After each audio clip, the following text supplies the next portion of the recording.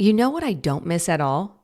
That brutal week before my period when I'm exhausted and all I want is sweets. All of them. I'm talking chocolate, cookies, chips, basically anything with sugar or salt. It's like my body takes over and I can't stop. That's when I found Happy Mammoth.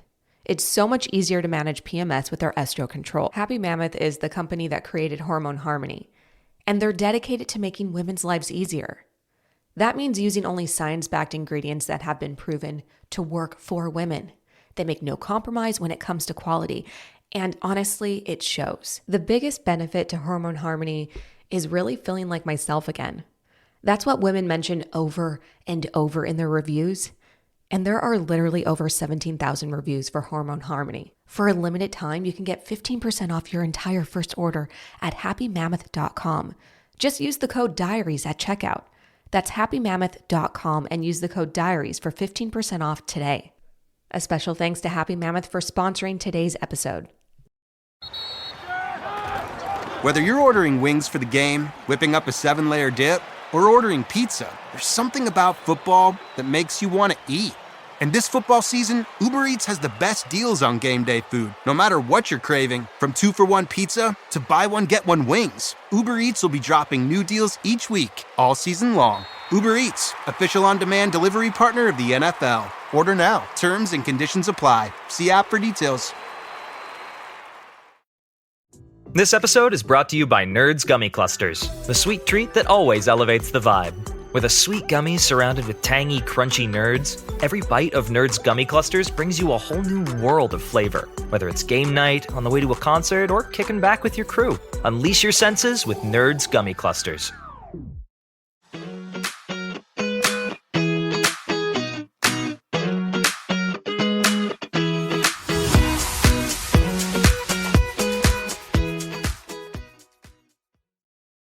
Welcome back to Unscripted. I'm Paige. And I'm Natalie. This is our newer segment where we talk about all things topical and usually pretty darn fun. Yeah, we're chronically online. Let's be honest. We're chronically online. We see what's going on in pop culture and we want to talk about it. We usually talk about it in our personal lives. And we thought if we're enjoying what is coming up in the news, I know, and we know that you guys will enjoy it too. We should literally call this Adults Who Are Chronically Online. Yeah, that would be our subtitle, right? That is the subtitle, I guess. I love it. So something huge that happened this weekend that wasn't necessarily online, but is obviously being talked about online, but was on our TV screens is the big game, the Super Bowl. Right. So did I watch it? I was in the room while it was on. I watched the commercials. I watched the halftime show, but did I tune in, zero in on what was happening on screen while the players were playing? Not really. I was working and doing other things, but I was present for it. What about you? I did. I was at my in-laws with my parents, husband, and a couple of other folks. And it was interesting because I don't know if I want to get into that, actually. I was going to say we were the youngest ones there. It was actually, that's fine. It was us and a bunch of boomers. I don't want to say it like that, though, because I know my mom listens. I don't want her to feel bad. I did. I was at my in-laws with my parents, actually, and two other couples. It was really nice. The food was amazing. I mean, let's be real. That's all I show up for. Oh, same.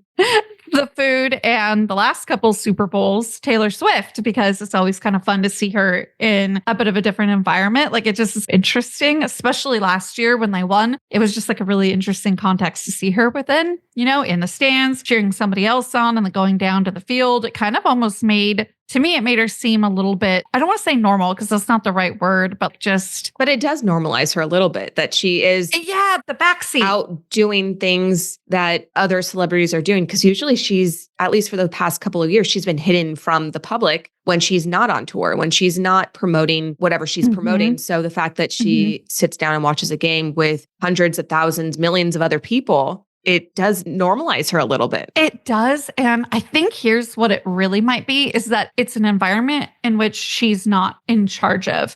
Outside of whatever friend or friends she wants to have around her and is brought with her, she's not in charge of if they win. She's not in charge of where she's going. Travis puts her in his family's box and things like that. And then she can't control, do they win? Do they not? Did they boo her? Did they boo her? Right? Did you hear about that? Yeah, they booed her. how did that not make my For You page? And I kept saying, I don't know. I'd imagine it was only on one channel. I saw a bunch of clips of it, and basically it's the same clip over and over with people posting it on social media, but essentially the camera's on her. She has a profile shot. She's sitting next to Ice Spice, and you can hear literally, it sounds like every single person in the stadium boo her. And she does that sort of side eye where she's understanding the camera's on her. She looks at the camera, makes eye contact, and then shifts her eyes forward again. But you could tell she was a little bit, it was unexpected for her to be booed that way. Mm-hmm. Mm-hmm. And my interpretation of it, of why people did that, is it's a bunch of football fans that want to watch the Super Bowl. And instead, they are watching Taylor Swift when she's just there. She's just there to watch her boyfriend. And so it's not her fault she's on screen. No. It's not her fault that she's interesting to a ton of people that normally wouldn't tune into the Super Bowl.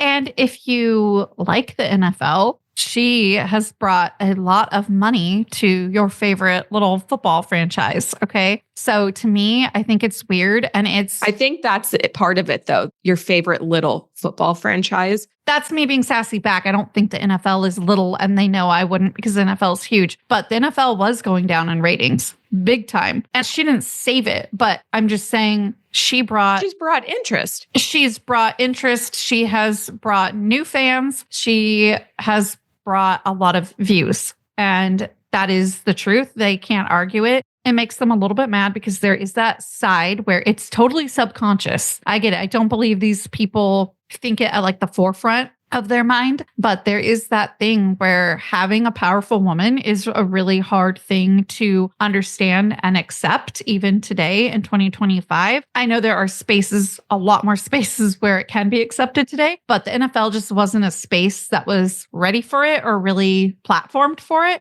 So when it happened, I think it was just a space for men, which they deserve their spaces too, and they have plenty of them, that it was just kind of rocked it. Like even my father-in-law doesn't like it. They probably show her, like I saw her once the entire game, and I was sat on a couch. I was sat the whole game. I saw her once. Yeah, she isn't shown over and over and over. There are things that are happening on the screen that are relevant to the game. All I think is these people that are probably drunk in the stadium watching their team lose, because I'm sure, no one expected the previous Super Bowl winner, the Chiefs, to lose. Mm-hmm. So I bet it was just like high emotions. Any other place that she would go, she would never be booed. So it was really a surreal moment probably for her and for any other Taylor Swift fans to see that happen. Yeah, I will say they showed her a fair bit last Super Bowl. They really did, because the Chiefs were winning and they were doing well. So there was reaction. They even had her a ton on their social media as well. Mm-hmm. And if you saw those comments, you would realize that those are probably the same people who booed her. Yeah. Because they weren't happy about that. But like you said, it's driving traffic. It's driving renewed interest. Mm-hmm. So can you blame them? The NFL is very old. So if it's going to stay relevant, those that like it and those that are involved with it are going to have to look to the halftime show, and they're going to have to look towards things like, hey, this person's dating an extremely famous human and they are coming to the game. They're going to utilize that. They're going to tap into it. Absolutely. Why wouldn't they? They have to stay relevant. They would be silly not to. And I do think, like you mentioned, she's just there to go to the game. Obviously, she knows she's famous, is going to garner attention. There's no way around it. She can't help it any longer. Neither can the NFL. So it just needed to be a symbiotic situation, which I think last year, late 2023, early 2024, it was working really well. And then we kind of hit Eras Tour back really hard again. So I think people sort of lost that Chiefs and Taylor idea. I didn't even watch much football this fall, and I was watching it quite a bit for her. And just because it was fun and interesting to me, and the Chiefs were doing well. So it was fun to watch a game of a team that was probably going to win. And if Taylor was there. So I understand she's not a full reason to watch a football game. But it is also part of that thing where if you think, oh, it's so oversaturated, that was like last year's rhetoric around it, right? Oh, she's so oversaturated. I'm sick of her. And that's what I mean when it's that powerful woman in the room type thing, because you can actually put, I think, a third of a room or quarter of a room, make it women, and you ask men and they will tell you that it's majority women. And it's like, oh no, dude, it's a quarter. So it's that kind of thing where it's just kind of loud to them and it can't help their brain. It's not something that I guess the NFL would be used to. So I totally understand like both sides of it. It's not always what people watch a football game for that like it. And I feel like it was a space that got a little bit infiltrated by a really opposite kind of, I guess I'll say, group or population, Swifties. You don't really think of Swifties in NFL too often, even though many of them probably love NFL or have partners that do. Isn't it interesting to think about what you were saying in the reverse? Because obviously when Taylor and Travis started dating, he started showing up to a lot of the Eras Tour concerts, and he would bring along other football players. And a lot more people who may not have been interested in her music were now interested or now introduced to her songs. We would see their appearances at her shows, but we never, at least the women never had that reaction to it. I can't say that half or a third of the stadium was men after that, but I feel like there was definitely a larger number of men attending these Eras Tours concerts after Travis. There was a whole thing throughout 2023 and 2024 of like, on my way to the Eras Tour that I'm dragging my partner to, right? Which I did. And you would see them like, okay, you know, like they're down to go to the show, but they're not amped or like pumped. And then after they're like, whoa. That was the best ever. Like they're blown away. And it's again, that thing of just like not really giving her credit. They think she's the Shake It Off music video. And that's not what she is. She is a theater nerd. So a 3.5 hour production, it was unbelievable. It's one of the best things I've ever flippin' been to. I swear it was straight up magic. And I am so mad still to this day that I missed the TTPD set that she did. She truncated some other sets and added that entire TTPD set. Not the entire album, obviously, but I just mean like she added a new set. Because for those who are unfamiliar, if you are unfamiliar with Taylor Swift, she did announce and release a new album midway through the Eras Tour. So some dates didn't even get those songs because it wasn't released yet. Yep. And they didn't even know about it actually, because she announced it last year at the Grammys during one of her Grammys speeches. Right. Yep. She didn't win anything this year, but she did last year. And that is when she announced it, which I feel like she's so well known. I feel like most people are somewhat aware of that. After a little bit, she added like that whole segment to the Eras Tour, that is something that people that don't follow her might not know, or that aren't chronically online. I was going to say, I don't necessarily follow her to the depths that you follow her, but obviously I'm aware just because I'm online and I do like some of her music. But yeah, so I think it's good that we clarify because some people may not know. Yeah. You know, it's interesting with the Eras Tour being over, which my niece got to see the Torches Poets Department segment, by the way, because she went in Canada. And I feel like I'm not, because I typically followed her through her art, I don't really care about her personal life. And she wasn't really that loud with it when she was with Joe. This is the loudest she has been with it with Travis. I am kind of missing that because I can't really follow her with her art and like what's going on, what's she doing now with, you know, there would be different things in different cities that she did. I mean, she was like a little stimulus to every city she came to, hotels, restaurants, because Swifties were flooding. All the Swifties from Canada and the US were flooding all the US states and Canadian dates. And the little information that we are getting about her currently is Super Bowl related, or it's associated with Blake Lively's lawsuit against Justin Baldoni and Taylor's questionable involvement in the production and that film. It Ends With Us. I mean, she's been called Blake Lively's dragon and inadvertently been dragged into this whole conversation about what's going on between Justin and Blake and this tumultuous, contentious battle, legal battle. And I think it makes sense that she's keeping a lower profile after everything that's been going on. That's a really great point. It has to kind of blow over, I think, for Taylor, because it's just extra to include her in that, even though it would be weird whether or not she showed up in that room.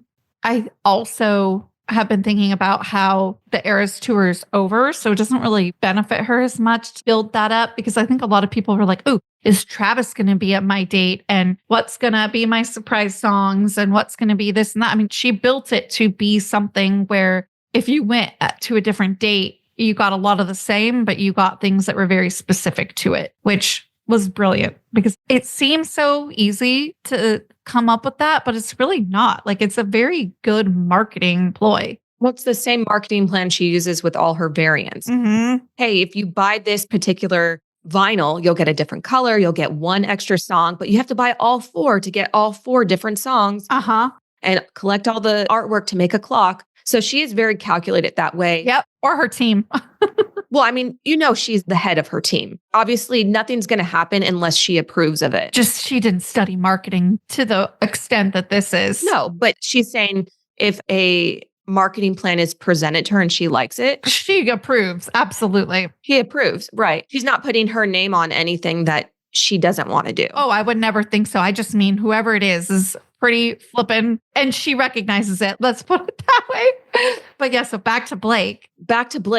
So she was present in Taylor's suite last Super Bowl. Yeah, she was. She was very noticeably absent this year. Oh, I knew she would be too. I knew it. I was like, there's no way. Not after the dragon references. And that's what gets icky, I think, about friendships probably within the industry, because like, that's just icky. Like, if she is really close with Blake and they seemed to have so much fun last year, if it was a situation where Blake would have had time and space to go this year, we don't totally know why she wasn't there, but it's very obvious that if Blake could go, that it wouldn't have been a good idea. And Tree Payne would have never allowed that. No. There's no way. There's no way. Even if she wanted to go, I don't think Taylor would have wanted her to go. It's just not a good look. The further she can distance herself from that narrative, which, as Taylor so famously said a couple years ago with the whole Kim Kardashian, Kanye West drama, she wrote on Instagram, I would like to be excluded from this narrative.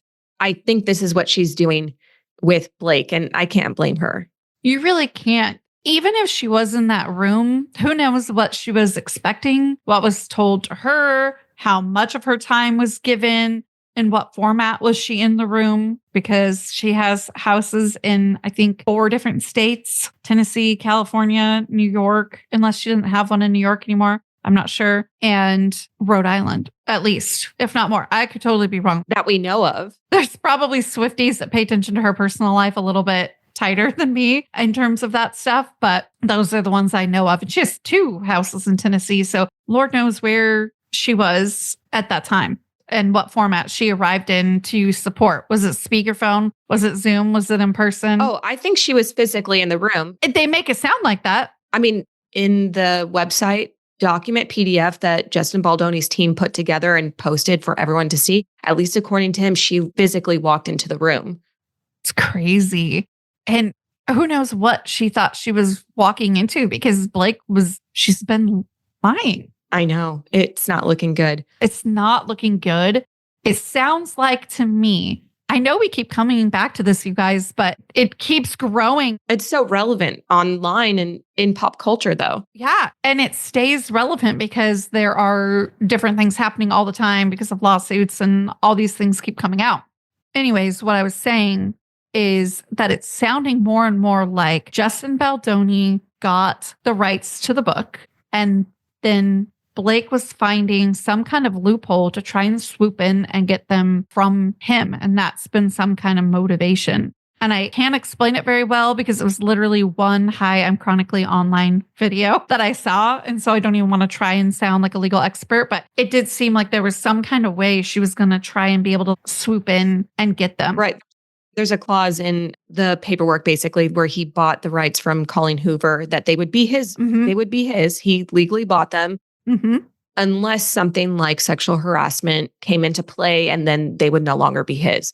And then Colleen Hoover would have the opportunity to buy them back. That's it. That's it. Thank you. You explained it so much better than I would have been able to. And wasn't there something where, again, it's been a little bit since I saw this video, wasn't there something before where Blake was showing interest? Didn't she say something somewhere is there some kind of interview of just showing she liked the book? I can't remember. There was something.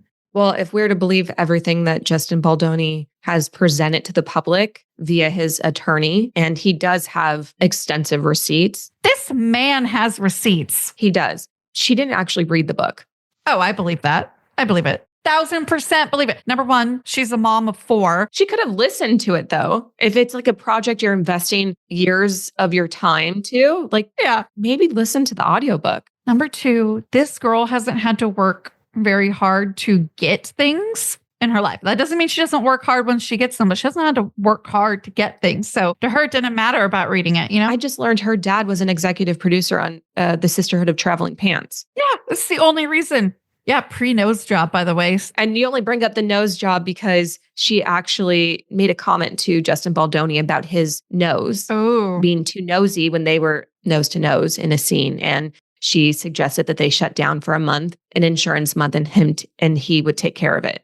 And it's literally videoed, it's filmed and with audio. I just can't imagine saying that to anyone, let alone my boss. I can never like this woman again. I can't do it. And she's so, can we say she's silent during all of this? Could we say that? She needs crisis PR at this point. And I think the crisis PR is working because that's why she's silent. Can you imagine if she were constantly opening her mouth and putting her foot in it? Of course. It would just make things even worse. Well, no one's going to believe you at this point anyways. I mean, Justin Baldoni's not even that great of a dude. Like, he's really not. He's very egocentric. His proposal is... Oh, major ick. It's a short film of himself, which it's cool, but it's also really cringy. But was he aware? Was it ironically cringe or that's what I want to know. Like, we'd have to know him to know, right? We would have to know him. Yeah. And I don't listen to his podcast. I don't follow him. I remember seeing him on Jane the Virgin, but that's about it. He was really a relatively unknown to me. Should we be ironically cringe during a proposal? But I guess proposals kind of are cringy. I heard it was an apology video. I don't know. Was it a proposal? No, that's his proposal, was himself. Yeah, I've seen it. I don't know. I've seen clips of it where he's in all white and he's dancing, and it's very much a callback to like boy bands. Yeah. But that's just one part. Okay. That's just one part. Okay. I've seen just that part. But if you can't be cringy with the person you're spending the rest of your life with, yeah, maybe he wasn't intending for other eyes to see it. I don't know. I'm not making excuses for this weird video that's out there. That's actually a really great point in that you go, okay, maybe some family and friends are seeing it, but you're not doing this for the general public. No. So how could you say that it was such an attention grab or something like that? But it just shows like, hey, this is for her, but I'm going to make it all about myself. But like you said, well, if you love each other, then she's going to love it because like you would hope like he would know enough about her if he's proposing to make something that she would enjoy. I don't really know. I don't know anything about her. Yeah. And I think that's the point of, would she enjoy that? Or did you just enjoy making it? But like, wouldn't you want them to enjoy making something when they're going to propose to you? Like, you know what I mean? I see. Yeah. Or was it just an ego brush? Like, was it just an ego puff for you to make it? Yeah. Maybe a little bit of it all. Yeah, maybe everything. Little sprinkle cupcake there. So we're talking about ego. And I don't want to go so far away from the Super Bowl that we don't get to talk about the halftime show. Oh, we have to talk about it. We have to talk about it, ma'am. Oh my gosh. So for those who don't know, Kendrick Lamar just performed at the Super Bowl. And he also recently won the Grammy for Song of the Year, Not Like Us. And that is one of the major songs that he performed during the halftime show. So now that we have the basics covered, we also need to acknowledge before we run away from the basics that he has a long-standing feud with Drake and they don't like each other. I was watching a breakdown about why they don't like each other, and it's just so complex and convoluted that I don't think I need to go into it. If you're really that interested in why they don't like each other, go watch a deep dive. I can't provide, enough insight into why it is they don't like each other, but let's face the facts that they don't like each other. And this whole album that Not Like Us song was on was dedicated to talking smack about Drake. And I knew he would perform it. I knew it. I was like, yep, it's getting sung up on that stage. Okay. There was question. Oh, was there? There was a question about whether or not he would perform it because he is currently being sued. Oh, yeah. We were all wondering. Or UMG is being sued by Drake about the song.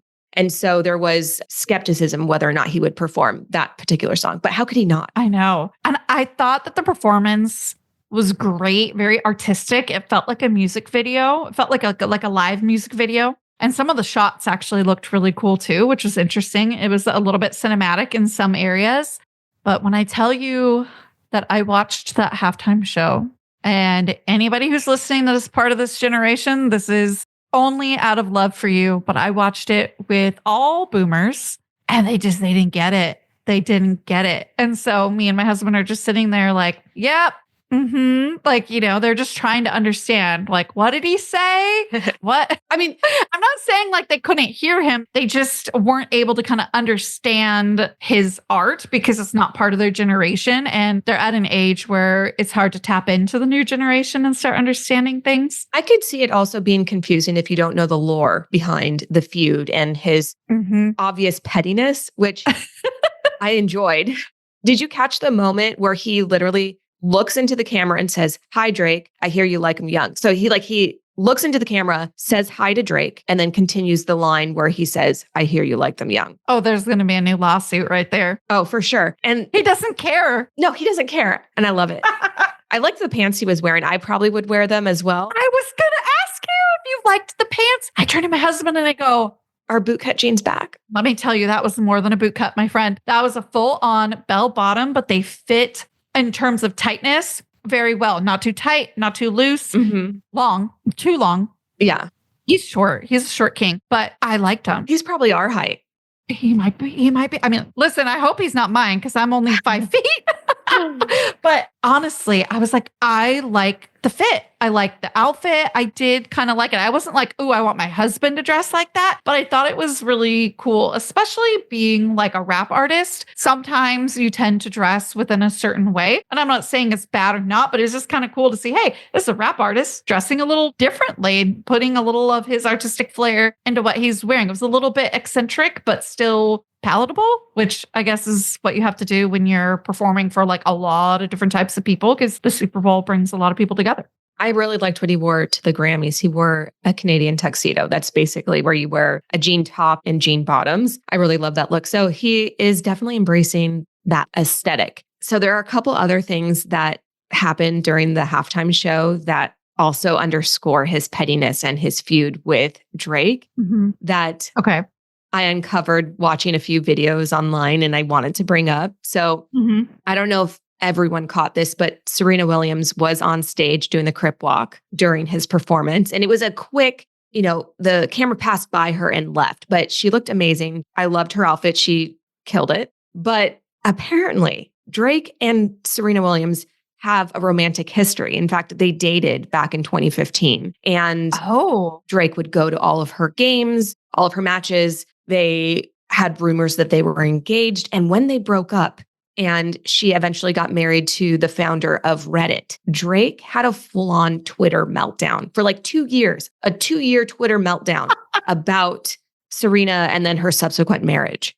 So like the fact that Kendrick Lamar had Serena Williams, so that past relationship. And then he also had SZA perform, who also dated Drake. So he really, really thought everything through of how can I hurt this man? Oh, and SZA up there, so happy to be up there. I loved it. And of course, the boomers, who's that? She was just in a movie too with Keke Palmer. And I'm like, oh, great. I have to say her name. And they're not going to understand what this name is. I'm like, oh, that's SZA, SZA. It was cute. They watched it. They enjoyed it to, their perspective as boomers.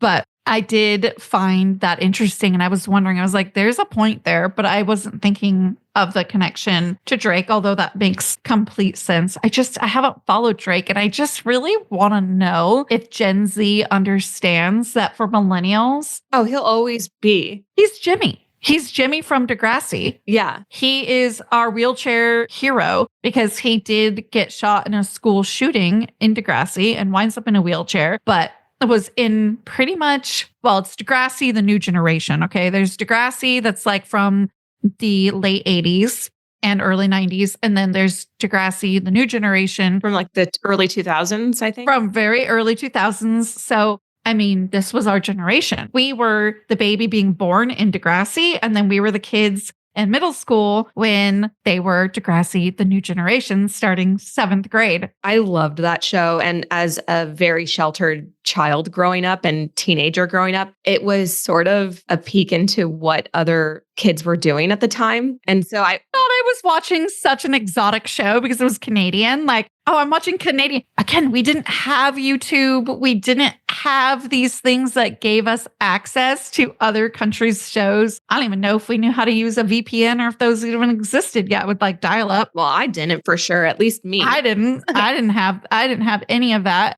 And I don't think any of us knew how to access that. That would have been like, you probably had to be really smart with dial up internet on how to like do that. So we didn't have access to other servers in other countries to be able to just like watch a show on Netflix from Australia or whatever. So getting access to a Canadian show was like, oh, this is cool. This is different. This is interesting. It was like I said, I felt like it was so exotic. I'm exaggerating. Okay. You can tell I like to exaggerate with my words. You've been listening to me long enough. But yeah, I loved it. It was good. It was, especially for the time. I mean, it's corny, but that was TV back then. Oh, it's for sure corny. It's super cringe. We appreciated that back then. You know what I mean? Seventh Heaven. We didn't know the difference. Let's be honest. We didn't know too much of the difference. We could sort of clock the corniness a little bit of, oh yeah, this is like a corny family show, but not to the level where if we watched it today, we'd be like, I can't watch this. Seventh Heaven, couldn't watch that today. Oh no. There's something else I've been watching actually that I've been wanting to tell you about. I've been watching, it's called An Update on My Family. Do you remember Micah Stauffer? She is the YouTuber, very popular YouTuber back in the day, probably like 10 years ago, maybe a little bit more, which was like, in my opinion, was YouTube's heyday. It was like 2010 to like 2018. And then TikTok started taking over and now YouTube's kind of picking up again. Well, because we had the TikTok scare and then everyone sort of realized they should beef up their YouTube channels. Yeah. I have to be honest, I was never really anyone that got sucked into the YouTube craze. I can't think of one person I watched. I don't even think I like spent not even an hour on YouTube. Like if I was ever on YouTube, it was because I was looking for something specific and that's it. So I missed it. YouTube is what I used to watch when my husband would be playing games on our TV when we had one TV. And I would be on YouTube on my computer, just like I'm on TikTok now, even though we have more than one TV. But Micah, I didn't watch. I'm not a huge family channel person. We've already discussed this on Unwritten. You guys can go back to one of those episodes. I think it was our first. Yeah. With that, Micah was very well known. She is beautiful. And it was a cute family and they end up having their own kids and adopting a little boy from China. Okay. And everyone's really excited. It blew up. The story blew up. I'm familiar with where this is going, but not because I followed on YouTube, but I heard about it after the fact. But keep going because others may not know what you're talking about. And same, because like I said, I wasn't huge on family channels, so I didn't watch her. I didn't even know who she was until this scandal broke out. I believe this all happened in 2015-ish. So they adopted a little boy from China and again, had their own kids. And then I think she got pregnant after the adoption as well, trying to get my timing there straight. But regardless, this little boy was very likely going to maybe have some kind of issues. And they were aware of that. I remember hearing something about him possibly having developmental issues. I think he might be on the autism spectrum. I'm not too sure, but there was issues and they ended up, I don't even know what to call it because he's a human being, but let me put it this way. He is now living with a different family and he is still with that family according to what I've seen so far. But they got this little boy, and after a while, he was put with a different family. I can't even handle when people rehome their animals, even though I know that there sometimes are situations where they can't take care of them, but like, whoa. Well, I don't even think that was a thing you could do. You can't rescind parental rights. Right? And that's what happens when you adopt someone. You literally become their legal parent. Yes. So are they still legally his parents? Did they? No. No, sever those ties? I think it was quick enough that it happened. I mean, it wasn't like a week, but I'm still watching the show, so I don't know the total time that they had him. I might have to watch it too. That's so weird. It's called An Update on My Family. And she kept recording and releasing stuff without him before they even addressed it. It's a wild story. And obviously, it is better for him to be with a better fit of family. Right. A family that loves him and wants him. But it's shocking that they would go through the entire adoption process, spend however much money that cost, emotionally get invested, and then just abandon this child. It's wild. It's like when somebody rehomes a pet. You go, well, thank goodness the pet is being taken care of and is with someone who loves them. But like, also, like, how could you do that? And it's like, there are situations where it can be better, but it doesn't make the situation less sad or less effed up. No, they further traumatize this child. Correct. Adoption is already a traumatizing experience. A lot of adult adoptees publicly talk about how traumatic the experience of being adopted was. And I can't imagine what this child must have gone through to be adopted, leave his home country, go live with a family that he's never met, live with them, and then be basically kicked out and given to another family. That's horrible. Yeah, he was basically kicked out. He was basically kicked out and probably didn't understand why. And I think it kind of goes to show why the adult adoptees talk about, you know, the good, the bad, the ugly when it comes to adoption. And I feel like so often in the past, they were left out of the conversation. They were left to be a bit voiceless, but more so really only have a voice when they're saying, hey, yeah, it was great. I'm so happy. I'm so grateful. I'm so lucky. And it's like, you could be grateful, but also understand that it brought on literal birth trauma, and both do exist. And I think that now they're able to be part of the conversation because of things like TikTok and YouTube and talking about their experience. One of them calls it like basically human trafficking. And if you're preying on a teenage pregnant person, and when I say you, I mean like the adoption agencies, because I don't necessarily think it's the families that adopt per se, right? They may be uninformed too. And look, and that's what they call for. Trauma-informed adoption is what these people call for. There's going to be, like you said, good stories, bad stories, some in between.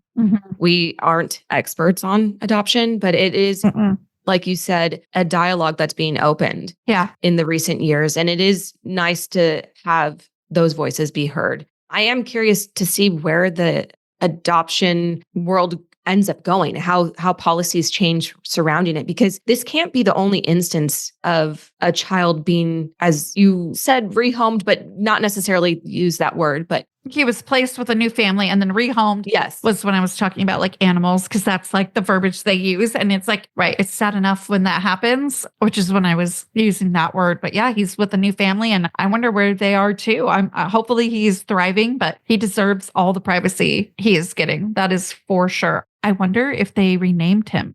I honestly hadn't considered that. And I hope not, because that would also be traumatizing to be known as something your whole life, no matter how old you are, and then just be called something different. And I actually occasionally think about that in regards to Kylie Jenner's son, who was known as Wolf and then renamed Air about like 6 months later. Yep. That must be weird too. So I don't know. She said I saw a clip. She said she never called him that. Wolf? Wolf. Yeah. She goes, I never called him Wolf a day in his life. I didn't know what I was doing. I had to put the name down. So she probably had been calling him Air as soon as it felt right. And she realized, I think she said that night, like, what did I do? Although, I mean, Wolf isn't like, it's not a name I would choose, but it's a name. Like, it's a real name. Like, Air is just, and it's AIRE, I think. It's just a little funky for me. I mean, look, one's not better than the other, in my opinion. Sure. But we now have Stormy and Air.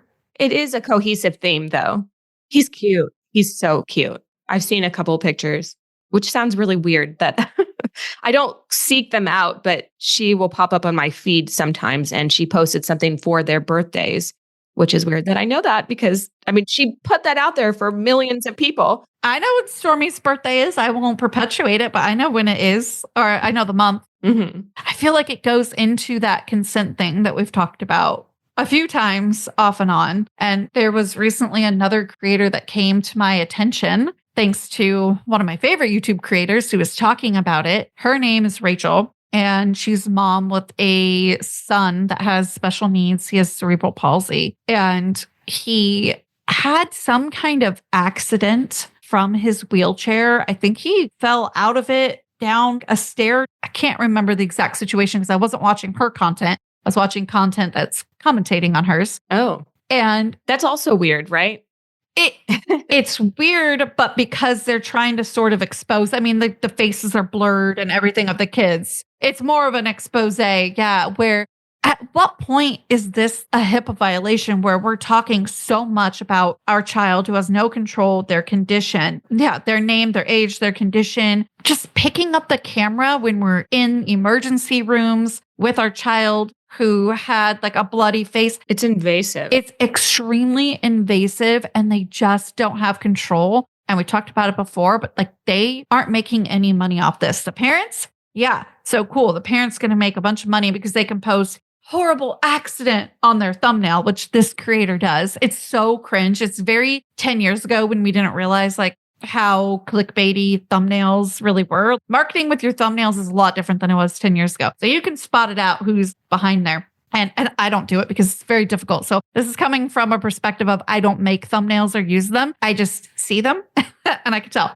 But anyways, the YouTube thumbnails will say horrible things like that. And it's wild. And I do wonder at what point does a parent get a certain amount of responsibility for a HIPAA violation specifically? Because again, we've talked about the money thing. The kids aren't making money off of this and it just goes straight to the family and they have no control of even when you would have like a Coogan account from working in the industry. So I wonder, that's not that fair to him. Like he deserves privacy. We all deserve privacy. It is really sad to see this next generation of kids be so exposed, overexposed by the people that literally should be protecting them. I even think that about some people I know that don't have thousands of followers, but will post their children on the potty training. And I just think, I don't need to see that. Right. And I've actually unfollowed people because of it, because if you don't respect your own child's privacy, I don't want to be witnessing it. It bothers me. Yeah. I mean, I get it, especially on like a close friend's story, those types of things. Like I do get it to a certain extent. Like that is your family and you do want to share. Your family, like in a family group text, but not for 600 people on your feed. That's different. You start to think and wonder, who or what am I posting it for? Because there are people from, let's say, your high school that you haven't talked to in 15, 25 years. I don't really need to see your kid. Our parents' friends didn't see us outside of maybe a Christmas card. And that didn't even get huge. They're like picture Christmas cards until we were like in junior high. That's when I remember like really seeing them. Oh, my mom's done them for years. Even as like elementary school, she was doing them. Okay. I mean, she would walk around with a physical camera because we didn't have iPhones. We didn't have camera phones. Right. I started noticing them around 6th grade, junior high, where it was where you got like once the internet was getting bigger, right? Where people could make them and send them and stuff. So people just didn't see us unless they knew us or we were directly with our parents going to whatever, party or whatever. Like you just didn't see us. So even if it's somebody that you knew in high school really well, like you really need to see your kid. It's cool that you could do that, but it's also not necessary. I get it. I think that a lot about just, I mean, obviously I don't have a kid, but even with what I post online, I have people that I follow from high school, from junior high, from all different eras of my life. And sometimes I realize I haven't talked to these people in decades, like multiple decades. Right. Yet we still follow each other on social media. And it's nice when, we send an occasional hi, but do they need to know what's going on in my everyday life? I don't think so. And I think that it's so easy to get wrapped up into posting everything, right? It can be so easy. I don't know a single person that hasn't gone through a phase of oversharing, then sharing nothing. It's hard to find the balance. To me, it calls into question of finding the balance and then also deciding who should stick around. I don't know. Like, do I need to follow these people for the rest of my, like into perpetuity? You know what I mean? When is it okay to hit unfollow? Right. Without it being personal. It's not personal. It's just we have not spoken at all. Right. Or, people that you met at a party and you talked once and somehow ended up friends on social media and you like connected over social media and then fizzled out because you never saw each other again. Like, do we need to follow each other? Not really. I feel like I went through a phase in my life, and this is even recently, like this is like up until recent, where like I put some effort into those older friendships, older relationships, which is fine. There are relationships, like I have friendships that will be my entire life. Right. But I'm not talking about those. Like right. my oldest friend is from kindergarten. Right. We obviously still, not obviously, but we still talk. We're friends. And same, my oldest friend as well since kindergarten, right? But I went through this phase of, even with newer friends, like let's say I'd been a friend for like 5 years and things are slightly drifting, you know, they moved an hour away. I'm thinking of one specifically. And it's like putting this effort in, right? Of wanting to stay connected but maybe it was difficult on both ends. So just like being able to kind of like let it drift. Like I am at a phase of my life where I'm kind of just pouring into the friends that pour into me and appreciating the friends that pour into me, because I feel like if you are pouring back and forth into each other, like nobody's running out of juice in terms of like being friends. And I realized like it was kind of exhausting me on trying to keep up with a couple of them that were like super far away, and they always appreciated it. It wasn't like, oh, we don't want to be friends anymore. You could tell like they appreciated it, but like, right, nothing really comes of it. You don't end up meeting up and it's hard. If someone's not making time for you, right. I mean, there's only so much time you should give them, because exactly. They obviously don't value you as much as you value them. And obviously, people have things going on in their lives and they don't always, take a back seat in friendships because they don't want to be friends with you. But sometimes it's okay to give them that space and leave the door open for when they have time or when they have the bandwidth to come back. Right. Yeah, you pour back into me, I pour back in you. You move closer and you want to start meeting up again and stuff. We can kind of see if that's good. Although it makes you wonder like why when you were so far away. But like you said, there's not always personal. There's a lot of factors and people go through things. So it's fine. But I was like exhausting myself with a couple of them. And it's like, I have enough really great friends that they're going to get neglected because I'm putting into you because I want your friendship to be what those are. And it's like, no. When you're pouring into friends that might not be at a point where they can or want to pour into you, you're wasting energy that could be used on the friends who are. And then they're left kind of like, oh, she didn't even remember I started that new job today, or that, Casey started kindergarten. And that's kind of, they can understand it to a certain extent, but it's going to mean more if you have the energy to be like, how was their first day? And you pick up the phone and you call them. I have a couple friends that like phone calls, a couple friends that prefer texts, and I usually follow the route that they prefer because I'm down for either, honestly. And I think there are friends that we didn't mention, the friends that you haven't seen for 6 months and you see them and it's like no time has passed. So there are just different friends. There are friends you have to be in constant contact with for that relationship to maintain. And there are others that you can have a little bit of breathing room. And I actually really appreciate the ones that allow us to have that space and that breathing room, because life is busy. Life is hectic. Not everyone has the same thing going on. Yeah. And I love that there are certain connections that just never go away despite how much time or space has, come between the people. And like you said, I am also, and like you were saying, I'm pretty similar. I'm pouring into the relationships that are important to me. My relationship with my husband is the most important to me. That's my focus. He's my family. I'm focusing on my relationship with my siblings and my parents. And if I have time for a friend who has time for me, then I make it. But I'm not going to chase after someone that doesn't have any interest in continuing a relationship. I'm not going to constantly resuscitate it, basically. Yes. And I have 2 things to that. Number one, when we're talking about the friends that once you see them after it's been a while, it's like no time has passed. Those do tend to be older friends or friends of a decade or more. And I view those as like the Stanley Cup, right? It's big. It holds a lot. Well, let's call it the tumbler, right? Because there's multiple Stanleys. The big 40-ounce tumbler where when you're together, it's quality over quantity, especially at our age. It's going to withstand fire. It's going to withstand fire.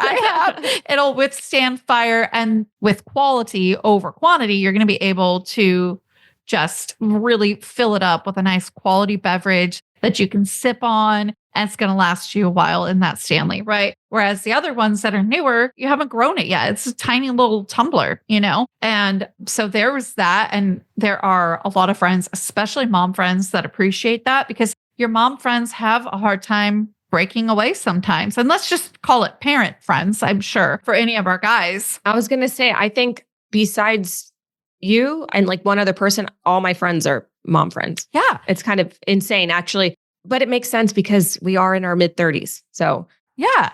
And so I think that it's important to be giving them that space. And then when you get that space, be able to make it really quality or be able to meet them halfway. Like my cousins, who are some of my best friends, they very much appreciate when I go to them. And each of them is like an hour and that I'm thinking of. And they are so appreciative that I'm willing to drive there and spend time, pour into their kids. That's what I see a lot too with mom friends is if you pour into their kids a little bit. I mean, obviously they want to be whisked away sometimes for like a little piece, but sometimes it's just like be in the house. Help me cut up the cucumber and make the sandwich for their lunch. Like they love that. They love it. Or like one time I brought crayons and frozen coloring books and the girls got color and stuff because I'm like, yeah, why don't you color? Mom and I are going to talk.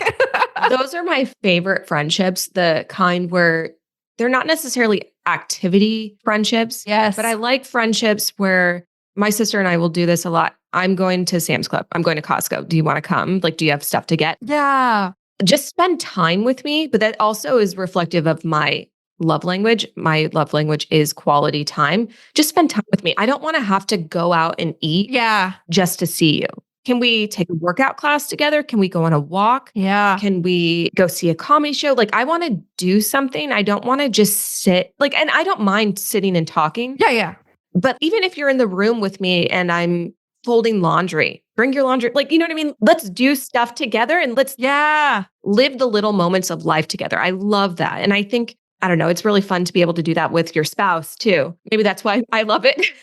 I was going to say your spouse and siblings or parent are the easiest to do that with, I think, because you tend to have lived life on the day-to-day together a lot more. So you know the places. Yes. So you share the places and the things and kind of how you typically do things, right? Like, I'm not going to bring my laundry over to your house, but if I lived next door, I would. No. Because then I'd be like, yo, I got to fold laundry and I cannot do this alone. I need the motivation. Like, I would do that because that's so me. But you bring up such a great point of like, yeah, maybe we don't have to. I mean, listen, I love food. Hey, I love food too. It is nice to share a meal with a friend. I'm not discounting that, but I guess, highlighting the other ways that you can spend time with a friend that doesn't necessarily, like, you can live your life alongside your friends. You don't have to carve out a time just to go out to dinner or lunch. Right. And then because you can't carve out that time, it doesn't happen. Do you know what I mean? Because I feel like a lot of people view friendships as, oh, my schedule's so busy. Well, let's do the day-to-day together. You know what I mean? Right. Like, hey, I shop at Costco too. Are you going on Saturday? Let's go around. Right.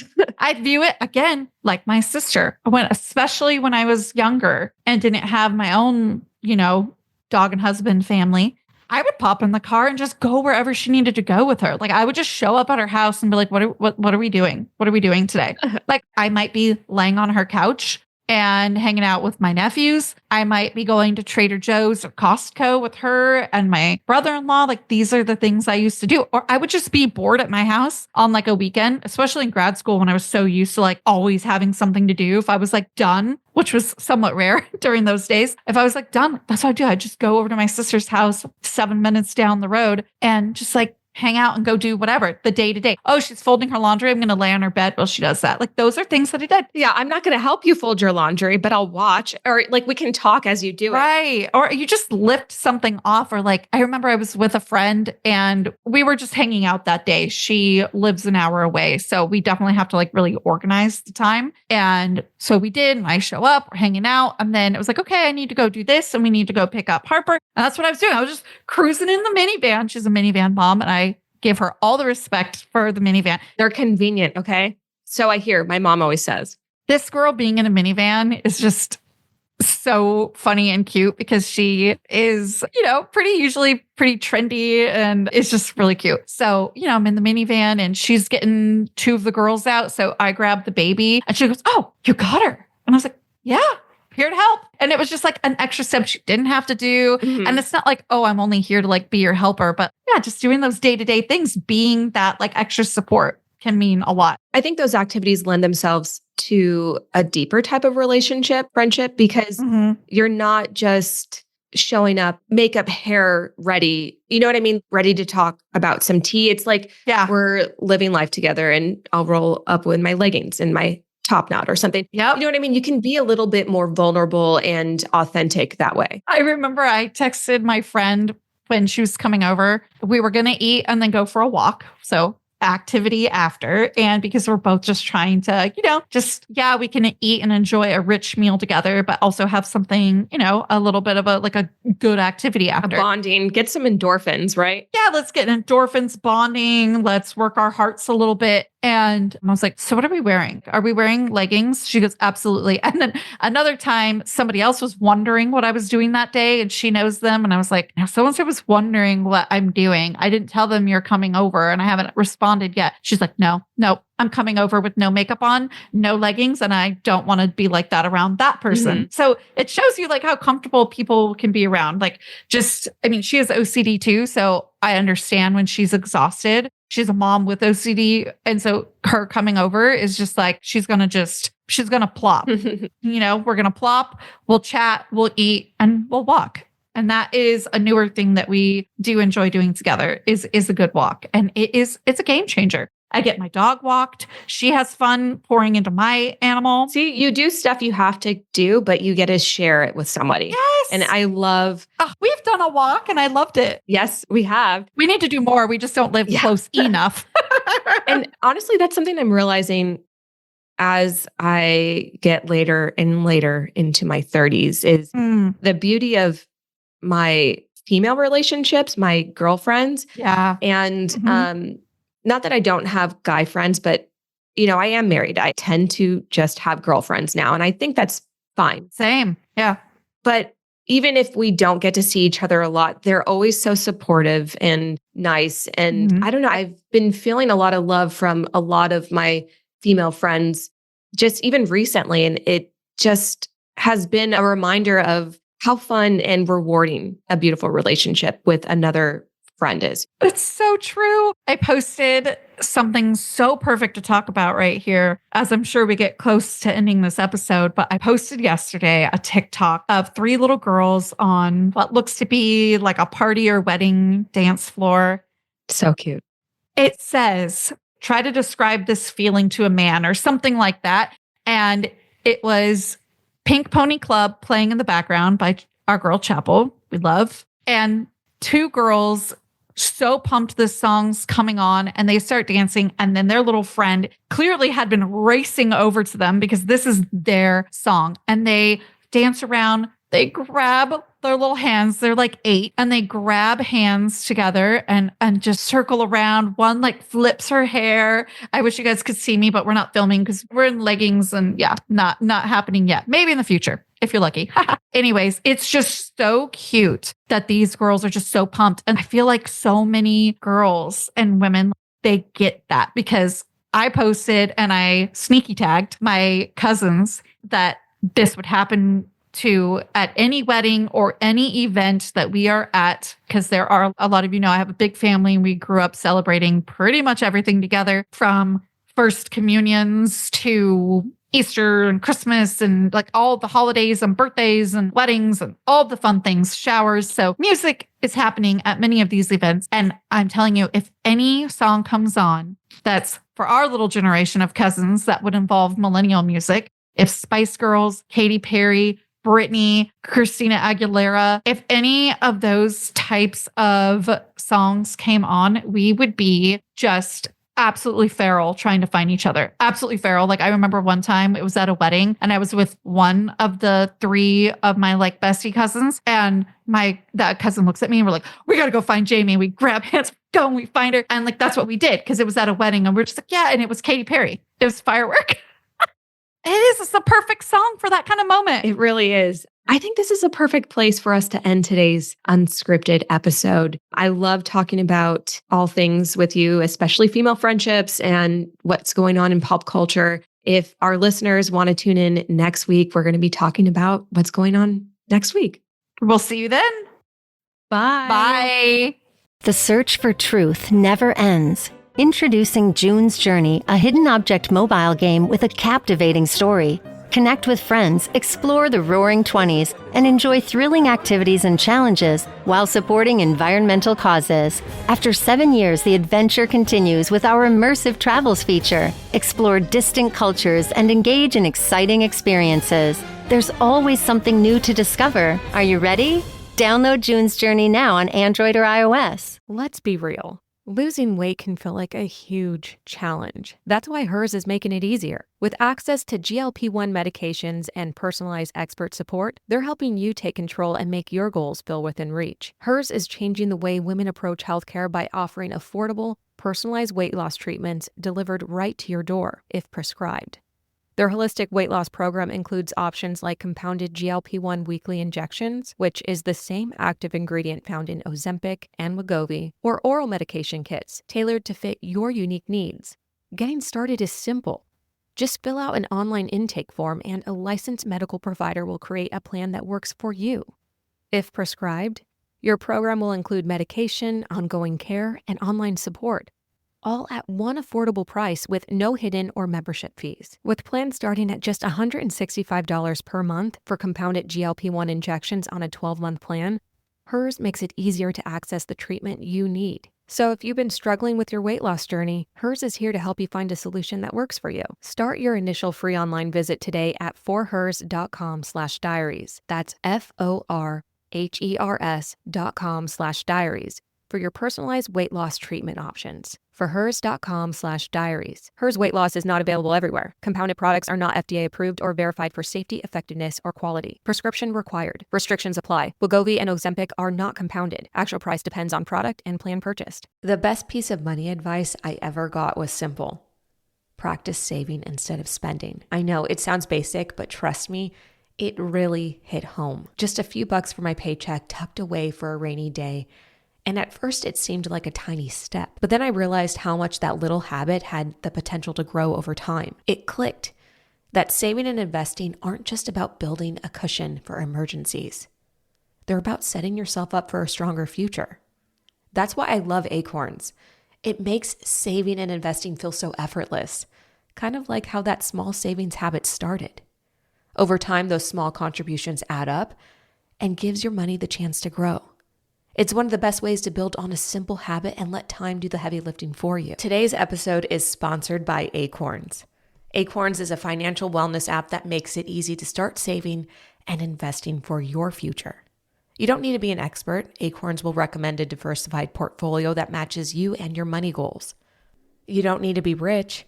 Acorns lets you get started with the spare money you've got right now, even if all you've got is spare change.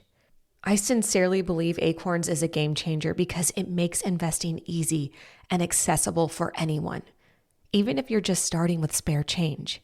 For me, it turned a small habit of saving into a bigger strategy for the future, giving my money a chance to grow without me having to think about it, just like that first step of putting a few bucks away. Sign up now and join the over 13 million all-time customers who have already saved and invested over $22 billion with Acorns.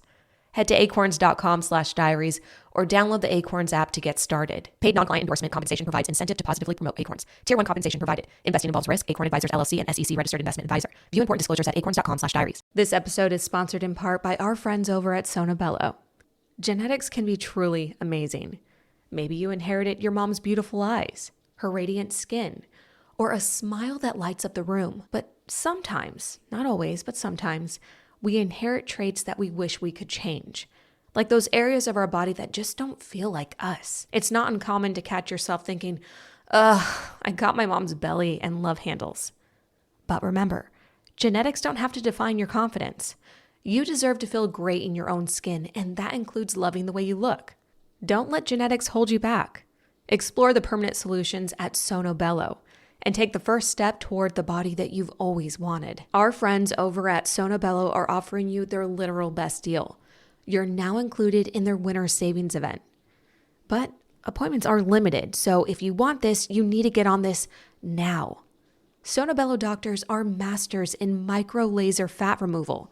It's this brilliant technique that removes stubborn fat permanently. That's right, permanently. Wherever your problem areas are, whether it's your tummy, love handles, thighs, even your arms, it's gone in one comfortable visit. Yes, eating healthy and workouts are great. Keep doing that.